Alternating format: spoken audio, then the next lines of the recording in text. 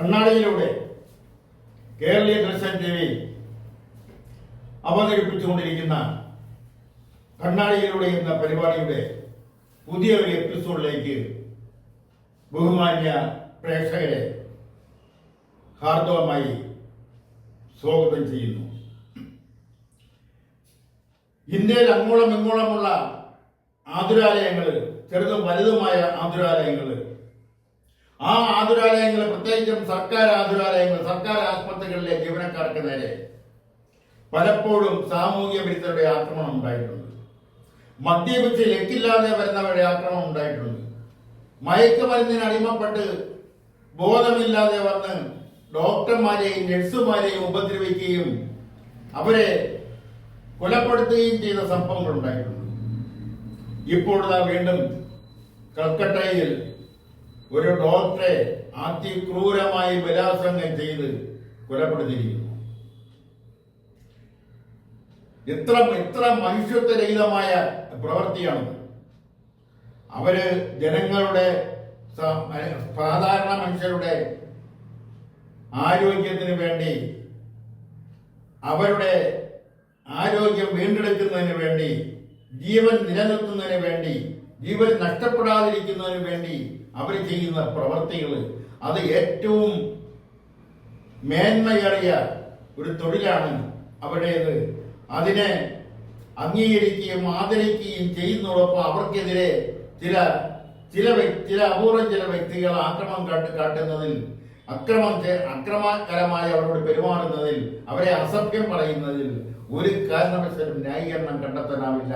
അങ്ങനെ ചെയ്യുന്നവർക്ക് നേരെ പരമാവധി നിയമ നടപടികൾ അവർക്കെതിരെ സ്വീകരിക്കുകയാണ് വേണ്ടപ്പെട്ടവർ, അധികാരികൾക്ക് ചെയ്യേണ്ടത്. കേരളത്തിലും കൊല്ലം ജില്ലയിലെ കൊട്ടാരക്കര ഗവൺമെന്റ് താലൂക്ക് ആശുപത്രിയിൽ മയക്കുമരുന്നിന് അടിമപ്പെട്ട ഒരു യുവാവ് അവിടുത്തെ ഒരു ഡോക്ടറെ കുത്തി കൊലപ്പെടുത്തിയ സംഭവം വളരെ ദുഃഖകരമായ ഒരു സംഭവം ഉണ്ടായിട്ട് 1 വർഷം കഴിയുന്നതേ ഉള്ളൂ. അതുപോലെ തന്നെയാണ് മറ്റൊരു വിധത്തിൽ പറഞ്ഞാൽ ഇപ്പോൾ കൽക്കട്ട ആശുപത്രിയിലും നടന്നത്. ഇതുപോലുള്ള സംഭവങ്ങൾ പലപ്പോഴും പല ആശുപത്രിക്ക് നേരെ മദ്യപാന്മാരുടെ ഉപദ്രവങ്ങൾ, അതുപോലുള്ള മറ്റു ചില ആക്രമണ വാസനയുള്ളവരുടെ ഉപദ്രവങ്ങൾ, ഇതെല്ലാം പലപ്പോഴും ചെറുതും വലുതുമായിട്ടുണ്ടായിട്ടുണ്ട്. ഇത്തരം സംഭവങ്ങളെക്കെതിരെ കർശനമായ നടപടി സ്വീകരിക്കുകയും അവർക്ക് അർഹമായ ശിക്ഷ വാങ്ങിക്കൊടുക്കുകയും ചെയ്തിരുന്നുവെങ്കിൽ ഒരുപക്ഷെ ഇത്തരം അനുഭവങ്ങൾ കുറയുമായിരുന്നു. അതിന് വേണ്ടുന്ന നടപടികൾ ബന്ധപ്പെട്ടവർ, അധികാരി വർഗം അടിയന്തരമായി സ്വീകരിക്കണമെന്ന് ആവശ്യപ്പെട്ടുകൊണ്ടാണ് കണ്ണാടിയിലൂടെ എന്ന പരിപാടിയിലേക്ക് ആരംഭം കുറിക്കുന്നത്. അതുപോലെ തന്നെ നമ്മുടെ സർക്കാർ ആശുപത്രികളിൽ, പ്രത്യേകിച്ചും അടിയന്തരമായ മേജർ ശസ്ത്രക്രിയ നടക്കുന്ന മെഡിക്കൽ കോളേജ് ആശുപത്രികളിൽ ഒരു മേജർ ശസ്ത്രക്രിയ നടത്തുന്നതിന് ആവശ്യമായ മെറ്റീരിയൽസ് ഇല്ലാത്ത ഒരു അനുഭവം ഉണ്ട്. അത് തിരുവനന്തപുരം മെഡിക്കൽ കോളേജ് പോലുള്ള മേജർ മെഡിക്കൽ കോളേജുകളിലും ഈ അനുഭവം നിലനിൽക്കുന്നു.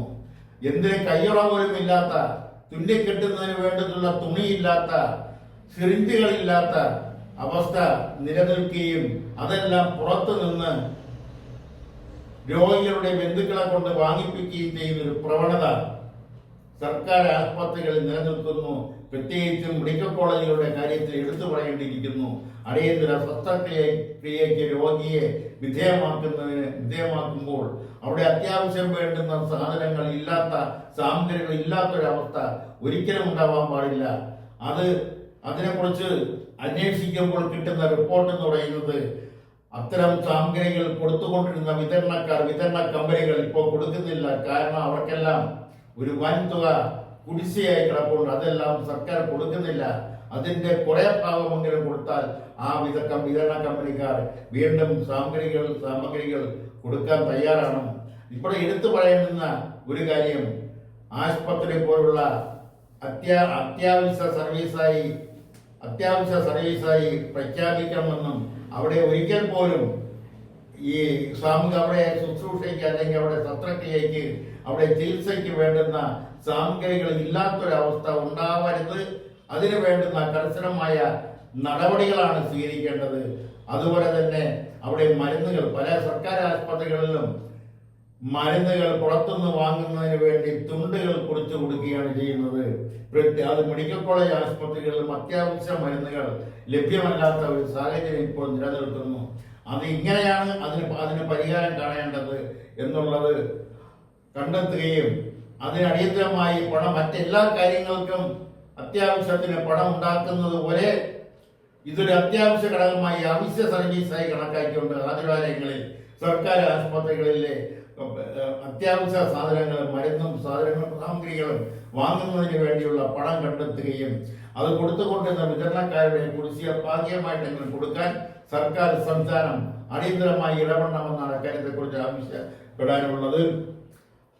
അതുപോലെ തന്നെ എടുത്തു പറയേണ്ടുന്ന മറ്റൊരു കാര്യം സിനിമാ മേഖലയിലെ ചില തെറ്റായ പ്രവണതകളെ കുറിച്ചാണ്. ആ തെറ്റായ പ്രവണതകളിൽ അവിടുത്തെ ഫീമെയിൽ ആർട്ടിസ്റ്റുകൾ അല്ലെങ്കിൽ സിനിമാ മേഖലയിൽ പ്രവർത്തിക്കുന്ന സ്ത്രീകൾ, യുവതികൾ, കൗമാര പ്രായക്കാർ, വയസ്കർ ആയിട്ടുള്ള സ്ത്രീകൾ, അവർക്കെല്ലാം അനുഭവിക്കേണ്ടി വന്ന ചില ദുരനുഭവങ്ങൾ അത് പലപ്പോഴും പൊതിഞ്ഞു പുറത്തു വന്നിട്ടുണ്ട്. പലരുടെയും പേര് വിവരങ്ങൾ രഹസ്യമായി പുറത്തു വന്നിട്ടുണ്ട്. അതിലെല്ലാം അറിയപ്പെടുന്ന നടന്മാരുണ്ട്, അറിയപ്പെടുന്ന പ്രൊഡ്യൂസർമാരുണ്ട്, അറിയപ്പെടുന്ന ക്യാമറാമാൻമാരുണ്ട്, അറിയപ്പെടുന്ന സംവിധായകരുണ്ട്. അങ്ങനെ പല സിനിമാ മേഖലയിലെ പല മേഖലകളിൽ വർക്ക് ചെയ്യുന്നവരുണ്ട്. അവരുടെ എല്ലാം ഇഷ്ടത്തിന്, താല്പര്യത്തിനനുസരിച്ച് ഒരു നടി വഴങ്ങിക്കൊടുക്കേണ്ടുന്ന ഒരു സാഹചര്യം കാലാകാലങ്ങളായി, പതിറ്റാണ്ടുകളായി മലയാള സിനിമാ മേഖലയിൽ നിലനിൽക്കുന്നുണ്ട്. ഇത് മറ്റ് പല സിനിമാ മേഖലകളിലും നിലനിൽക്കുന്നുണ്ട് എന്നുള്ളതാണ് വസ്തുത. പ്രത്യേകിച്ചും സിനിമയ്ക്ക് പണം കൊടുക്കുന്ന മാർവാടികളുടെ മുന്നിൽ ഈ നടിമാരെ ചൂഷണം ചെയ്യുന്ന ഒരു സമ്പ്രദായം, അവർക്കെല്ലാം അതിനു വേണ്ടി വിട്ടുകൊടുക്കുന്ന ഒരു സമ്പ്രദായം മറ്റ് പല സിനിമാ മേഖലയിലും ഉള്ളതുപോലെ മലയാള സിനിമാ മേഖലയിലുണ്ട്. അതിനെ ഒരു പരിധിവരെയെങ്കിലും നിയന്ത്രിക്കുന്നതിന് വേണ്ടിയാണ് ജസ്റ്റിസ് ഹേമ ചെയർപേഴ്സണായി ഒരു കമ്മിറ്റി ഉണ്ടാക്കിയത്, ഒരു സമിതി ഉണ്ടാക്കിയത്. ആ സമിതിയിൽ ജസ്റ്റിസിനെ കൂടാതെ മുൻ നടി, വളരെ താങ്ങി നിന്ന ഒരു നടി ശാരദ അവരുണ്ട്, വത്സലകുമാരി ഉണ്ട്.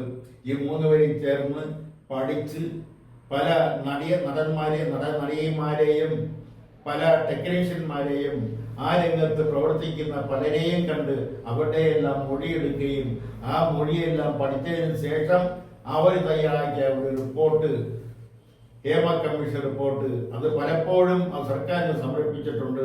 അത് പലപ്പോഴും ആ റിപ്പോർട്ടിൽ പറയുന്ന കാര്യങ്ങൾ പുറത്തുവിടുന്നതിന് വേണ്ടി പലപ്പോഴും ശ്രമിച്ചിട്ട് നടക്കുന്നില്ല. അവസാനം വ്യക്തിപരമായുള്ള പേരുകൾ ഒഴിവാക്കിക്കൊണ്ട് അവർക്ക് ദോഷമുണ്ടാവാത്ത നിലയിൽ ആ കമ്മീഷൻ റിപ്പോർട്ട് പുറത്തുവിടാൻ തീരുമാനിച്ചപ്പോഴാണ് ആദ്യം ഒരു സിനിമ അവിടെ എടുത്തിട്ടുണ്ടെന്ന് തോന്നുന്നു, അങ്ങനെയുള്ള ഒരു പ്രൊഡ്യൂസർ വന്നത് സ്റ്റേ ചെയ്തത്. വീണ്ടും പല ചർച്ചകളും പല കാര്യങ്ങളും അതിൽ നിന്ന് ഒഴിവാക്കിക്കൊണ്ട് വീണ്ടും ആ കമ്മീഷൻ റിപ്പോർട്ട് പുറത്തുവിടാൻ ഇരിക്കുമ്പോഴാണ് ഒരു സിനിമാ നടി പോയി സ്റ്റേ ചെയ്തത്. ഇത്തരം സ്റ്റേ എന്തിനെന്ന് ചോദിച്ചാൽ ഇനി അവിടെയെല്ലാം ചില സംശയങ്ങളുണ്ട്. ഇതിൽ പേര് വിവരമുള്ള വൻ സ്രാവുകൾ ഉദ്ദേശിക്കുന്നത് സൂപ്പർ നടന്മാര്, വൻ പ്രൊഡ്യൂസർമാര്, അറിയപ്പെടുന്ന സംവിധായകര്, ക്യാമറാമാൻമാര്, അതുപോലെ തന്നെ നിർമ്മാതാക്കൾ,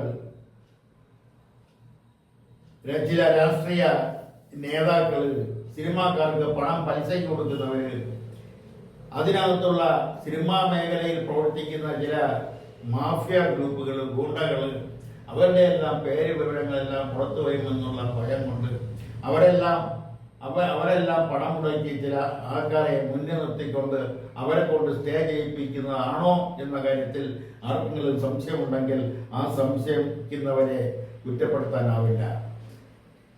അതിനെക്കുറിച്ച് എന്തായാലും ആ കമ്മീഷൻ റിപ്പോർട്ട് കഴിയുന്നത് വേഗം പുറത്ത് വിടുന്നതിന് വേണ്ടിയുള്ള നടപടികൾ സ്വീകരിക്കുന്നതോടൊപ്പം ഇത്തരം പ്രവർത്തികൾ സിനിമാ മേഖലയിൽ നിലനിൽക്കുന്ന ഇത്തരം തെറ്റായ പ്രവണതകളെ ഇല്ലാതാക്കാൻ പൂർണ്ണമായും ഇല്ലാതാക്കാൻ കഴിയുമെന്ന് തോന്നുന്നില്ല. എങ്കിലും പരമാവധി അത് ഇല്ലാതാക്കുന്നതിനുള്ള ശ്രമം സർക്കാരിന്റെ ഭാഗത്തു നിന്നും ആ ശ്രമത്തോടൊപ്പം സിനിമാ മേഖല സുതാര്യമായി നടക്കണമെന്ന്, സുതാര്യമായി പ്രവർത്തിക്കണമെന്ന് താല്പര്യമുള്ളവരെല്ലാം അതിൽ സർക്കാരിനോടൊപ്പം സഹകരിക്കണമെന്നാണ് അക്കാര്യത്തെക്കുറിച്ച് പറയാനുള്ളത്.